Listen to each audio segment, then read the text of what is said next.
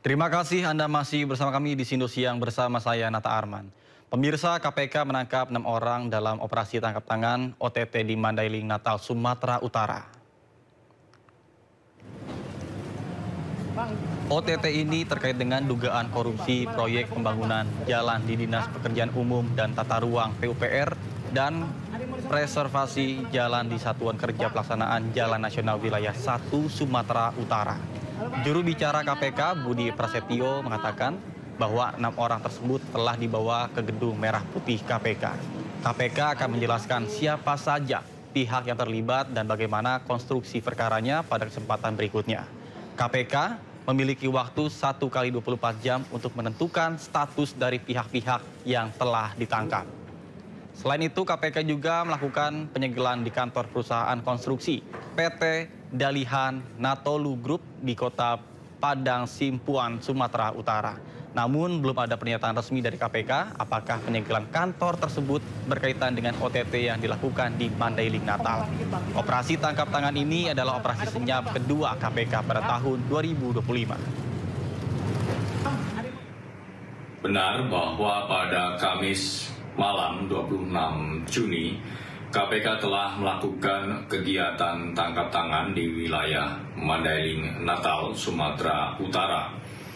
Bahwa kegiatan tangkap tangan tersebut terkait dengan dugaan tindak pidana korupsi pada proyek pembangunan jalan di Dinas PUPR dan juga preservasi jalan di PJN Wilayah 1 Sumatera Utara.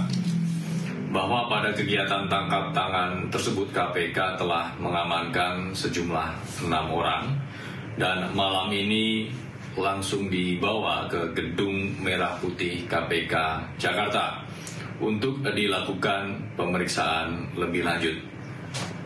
KPK tentu akan mengupdate siapa-siapa saja yang diduga terlibat dalam perkara ini dan bagaimana konstruksi utuh perkaranya pada kesempatan berikutnya. Sementara itu, dugaan korupsi kuota haji di Kementerian Agama, pendakwa Khalid Basalamah menegaskan dirinya mendatangi Gedung Merah Putih KPK bukan sebagai tersangka. Khalid datang untuk memberikan informasi yang dibutuhkan oleh KPK.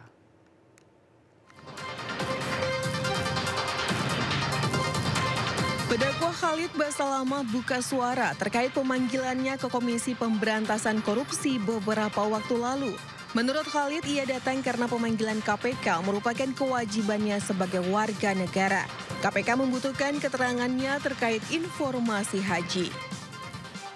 Pada saat teman-teman KPK meminta saya untuk datang, saya datang sebagai bentuk ketaatan kepada pemerintah. Dan itu adalah kewajiban untuk saya datang gitu ya. Tapi yang perlu digarisbawahi, saya datang bukan sebagai tersangka, teman-teman sekalian. Ya.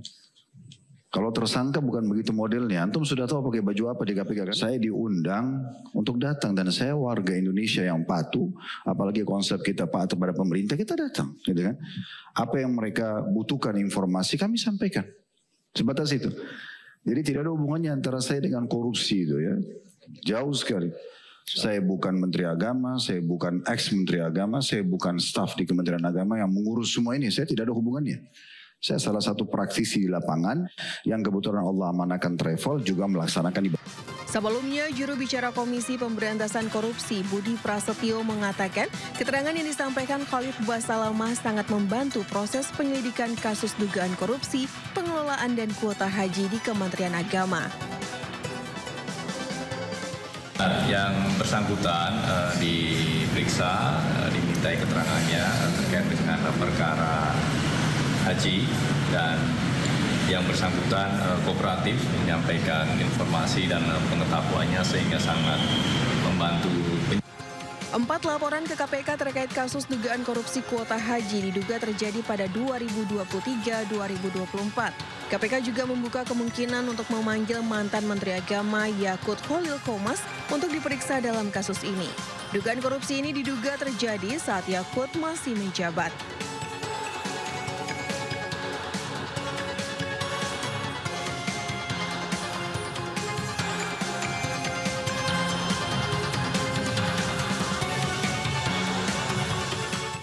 Keinformasi lainnya pemirsa, kondisi kesehatan Joko Widodo menjadi sorotan.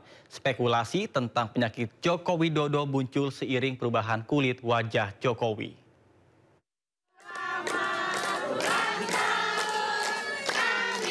Kesehatan Presiden ke-7 Joko Widodo mendapat sorotan. Pasalnya, kulit di wajah Jokowi mengalami perubahan yang memunculkan spekulasi tentang kesehatan Jokowi. Menurut ajudan Joko Widodo, Kompol Syarif Fitriansyah, Jokowi menderita alergi kulit yang menimbulkan peradangan. Meski ada perubahan fisik dan kulit di wajah Jokowi, Syarif mengklaim Jokowi dalam keadaan sehat. Baik, sedang proses pemulihan dan kalau memang secara visual kita bisa lihat ya, kulit Bapak memang agak berubah. Tapi secara fisik memang oke beliau, nggak ada masalah. Beliau sangat-sangat sehat walafiat. Kan tidak ada penyakit lain selain alergi loh. Gimana? Tidak ada penyakit selain alergi loh. Nggak ada. Memang secara medis disampaikan dokter ke kami juga alerginya beliau itu menyebabkan adanya peradangan. Tapi saat ini proses pemulihannya mulai membaik, sangat membaik. Peradangannya di kulit, terutama di wajah ya nanti? Iya. Kalau autoimun itu kan banyak yang menyebut kalau Bapak itu autoimun. Autoimun? Iya. Nah itu mungkin dokter nanti yang lebih detail menjelaskan. Ucapan berisi doa kesembuhan datang dari banyak orang, termasuk dari para menteri. Salah satu yang mendoakan Jokowi adalah penasihat khusus Presiden bidang haji, Muhajir Effendi. Ia mendoakan agar Jokowi sehat selalu.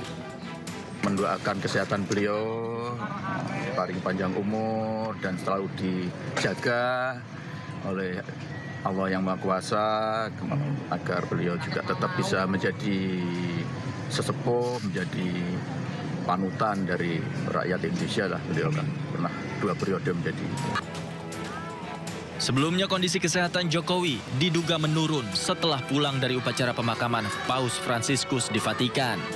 Sejak saat itu, warga terus mendatangi rumah Jokowi sambil mengirimkan bunga dan mendoakan kesembuhan penyakit Jokowi.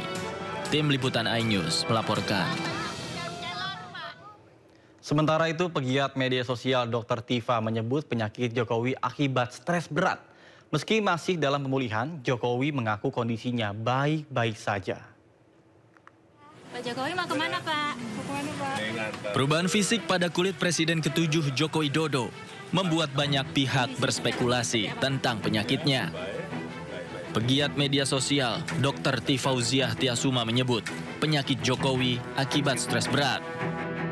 Menurut Dr. Tifa di akun media sosialnya, sakit Jokowi akibat stres berat yang memicu sistem imun dan hormon menjadi menurun. Dr. Tifa juga menyarankan Jokowi segera menjalani pengobatan intensif di rumah sakit. Sementara itu, di hadapan wartawan, Jokowi berbicara soal kondisi kesehatannya.